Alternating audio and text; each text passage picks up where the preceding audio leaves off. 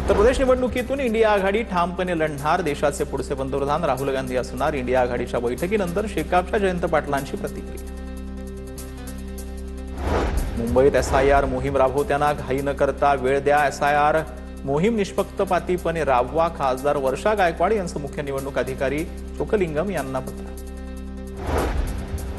उद्धव ठाकरे यांना इंडिया आघाडीमध्ये राहायचं नाहीये. त्यांची नीती जी आहे ती ठरलेली आहे. ते व्हिडिओ कॉन्फरन्सिंगद्वारे बैठकीला जोडले गेले. शिंदेच्या शिवसेनेचे नेते संजय शिरसाट यांची प्रतिक्रिया.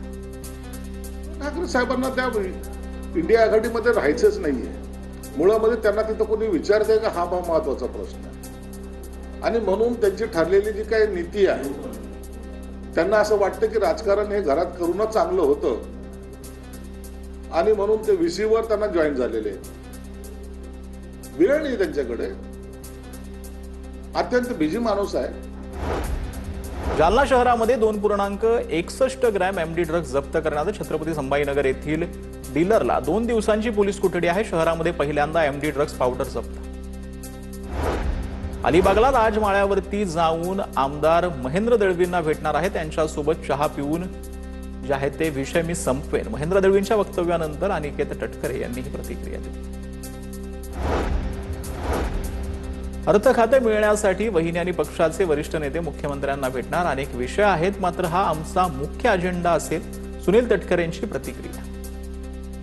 पक्षाचे वरिष्ठ नेते असतात, आम्ही मुख्यमंत्री महोदयांची भेट घेऊ आणि त्यांच्याजवळ या विषयावरती चर्चा करू. अनेक बाबींची चर्चा करायची. त्यातला एक महत्वाचा विषय आहे, हा भागच आहे त्या चर्चेचा. Top on the agenda. Karmala तालुक्यामध्ये अवैध हातभट्टीवर पोलिसांचा छापा. हजारो लिटर हातभट्टी दारू नष्ट करण्यात आले. हातभट्टी चालकावर गुन्हे दाखल.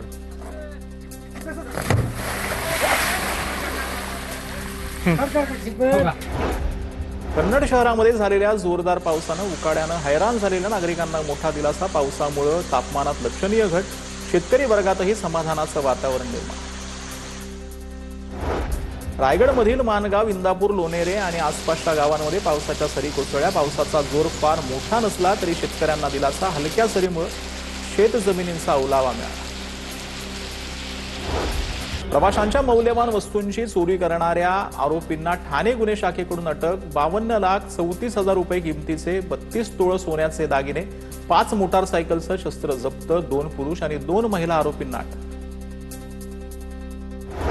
घाटकोपर, धारावीत विविध ठिकाणी छापे टाकत बनावट स्कॉच मद्याचा कारखाना उद्ध्वस्त. उत्पादन शुल्क विभागाकडून 19,59,000चा मुद्देमाल जप्त.